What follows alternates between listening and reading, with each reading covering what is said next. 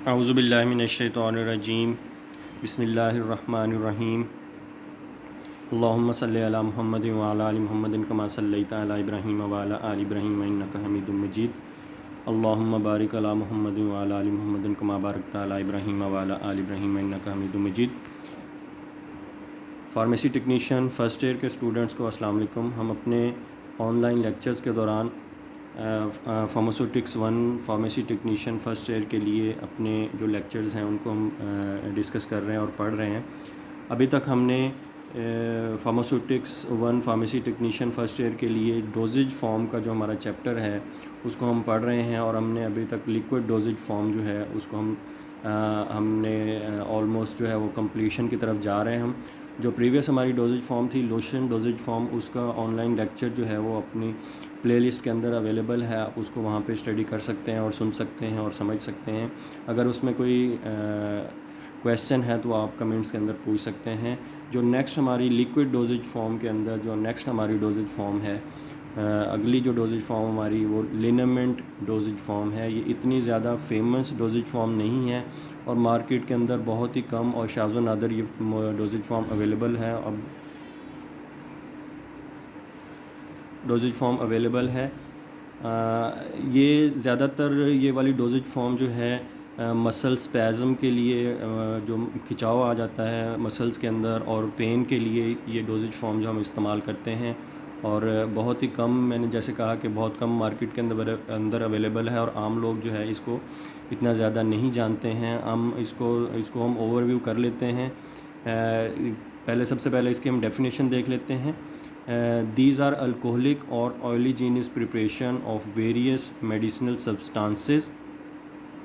ये oil based भी हो सकती हैं, ये अल्कोहल बेस्ड भी हो सकती हैं। जैसे इसकी डेफिनेशन में वाज़न नज़र आ रहा है कि ऑयल बेस्ड हो सकती हैं या ये अल्कोहलिक बेस हो सकती हैं। इसके अंदर बहुत मेडिसिनल सब्सटेंसेस या एक्टिव इंग्रेडिएंट हम इस्तेमाल करते हैं।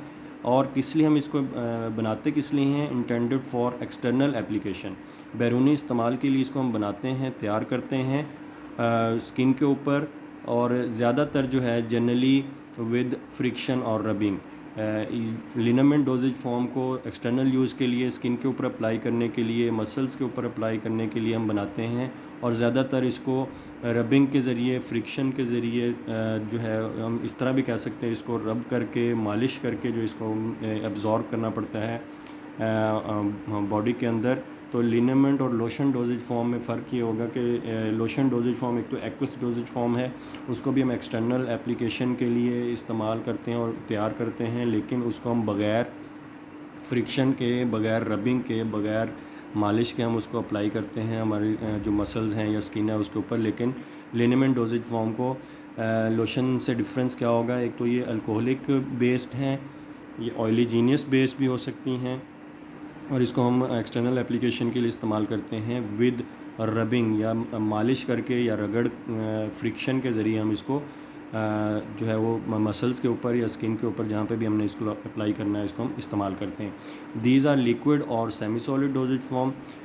फ़िज़िकली जो है अगर हम इस फिज़िकली देखें तो ये लिक्विड भी हो सकती है या ये सेमी सॉलिड डोजेज फॉर्म भी हो सकती है, लेकिन ज़्यादातर ये लिक्विड फॉर्म के अंदर अवेलेबल होती है and can be solution, suspension और इमल्जन।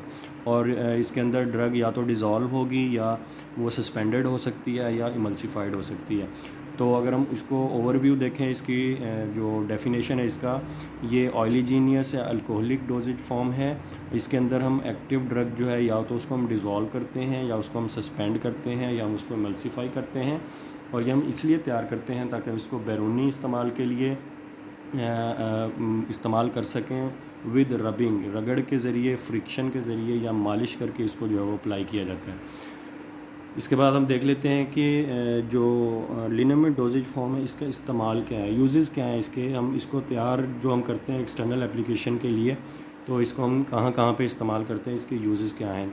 ज़्यादातर लिनामेंट डोजेज फॉर्म जो है ये मसल स्पैज़म के लिए, जो मसल स्ट्रेच हो जाते हैं उनके अंदर खिंचाव आ जाता है या पेन वगैरह जो हम फील करते हैं मसल्स के अंदर या इवन बोन्स के अंदर, तो उस वहाँ पे जो है ज़्यादातर इसका जो है वो लिनामेंट का इस्तेमाल किया जाता है।